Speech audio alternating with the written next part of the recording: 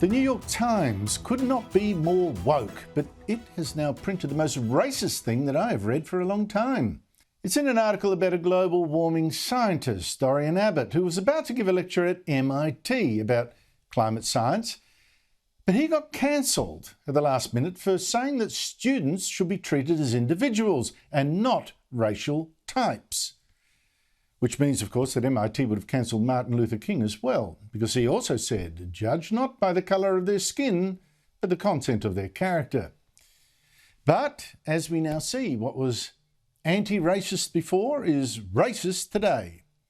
And unfortunately, what was racist then is now university policy in the United States. Now, this new racism became horribly obvious with the New York Times interviewing Phoebe A. Cohen, a geosciences professor and department chair at Williams College, who said, yes, indeed, MIT was right to ban an academic from speaking on climate science if he believed in treating and assessing students as individuals. And she added that this idea, she said, of intellectual debate and rigour as the pinnacle of intellectualism comes from a world in which white men dominated.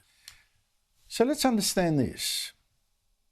Intellectual debate, academic rigour, intellectualism.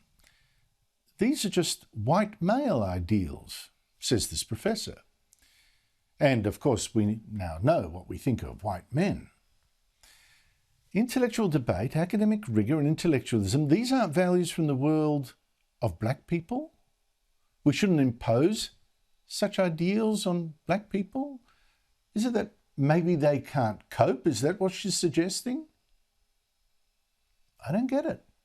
I looked at her Twitter account after. She's complaining about all the abuse and all that, but I don't see any explanation for what she said. Seems to me it's just more of this new racist pandering, a disgusting bigotry of low expectations, and how offensive to great black academics like Thomas Sowell. And it's curious. I mean, Asian students manage to excel, manage to do exceptionally well at universities with this supposedly white man's intellectual debate, intellectual rigour. How does Professor Cohen explain that? Now, the great thing about intellectualism is that it is open to anyone to succeed if they have the brains and the will. Condoleezza Rice, she was brilliant on this topic the other day. She's a former Secretary of State, a professor, former provost at Stanford, brilliant woman.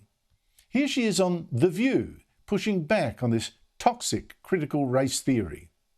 The whole issue of critical race theory and what is and is not being taught. I come out of an academic institution, and this is something that academics debate, what is the role of race and so forth. And let me be very clear. I grew up in segregated Birmingham, Alabama. I couldn't go to a movie theater or to a restaurant with my parents. I went to segregated schools till we moved to Denver. My parents never thought I was going to grow up in a world without prejudice, but they also told me that's somebody else's problem, not yours. You're going to overcome it, and you are going to be anything you want to be. And that's the message that I think we ought to be sending to kids. One of the worries that I have about the way that we're talking about race is that it either seems so big that somehow white people now have to feel guilty for everything that happened in the past. I don't think that's very productive. Or black people have to feel disempowered by race. I would like black kids to be completely empowered, to know that they are beautiful in their blackness, but in order to do that, I don't have to make white kids feel bad for being white. So somehow this is a conversation that has gone in the wrong direction. And I've got to ask, if Professor Cohen thinks that intellectualism is just a white male thing, I wonder how she got her own job as head of a university department. Won it in a raffle, maybe. A consolation prize for being a woman. But there is actually a PS here that could disturb a lot of the woke brigade. This other idea that Professor Phoebe Cohen is also pushing, this cancel culture, that is another way in which the stupid can shut down the smart. Cohen told the New York Times that, yes, ideally a university should not invite speakers like that climate scientist who do not share its values on diversity and affirmative action. Now, apart from the desire to cancel, how does it work? It's like the views of an expert on one issue suddenly makes their expert views on their real topic illegitimate. You must not hear them. Now, this is very ironic. I wonder how far the Woke Brigade want to push this one, because this dictum puts every climate scientist in the world, everyone, particularly those on the left, in an awful bind. Because the father of global warming science had some of the most toxic opinions you could think of on race. Svante Arrhenius is a Swedish scientist, or was, who was the first to say that carbon dioxide emissions warmed the planet. He was the first. He even got a Nobel Prize too for chemistry. Brilliant academic. Set all this global warming science up, 120 years ago.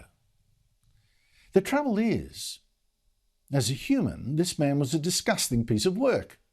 This same father of global warming science was also a board member for the Swedish Society for Racial Hygiene. And you'll probably know that back then, just over a century ago, quite a few intellectuals started to buy into this idea of racial hygiene. A few decades later, the Nazis really went for it. And in fact, 12 years after this Arrhenius Swedish Society for Racial Hygiene was established, Sweden was inspired to set up its own state institute for racial biology. A racial purity program was also created that eventually led to the forced sterilisation of approximately 63,000 Swedes, mostly women, who were thought unfit to breed, women who were sexually precocious, or mixed race types, the kind that were thought to weaken the Swedish race. Good heavens, who would have thought that even brilliant academics could be racists? Who would have thought that they could still today be racists? Until, of course, you read it all in the New York Times.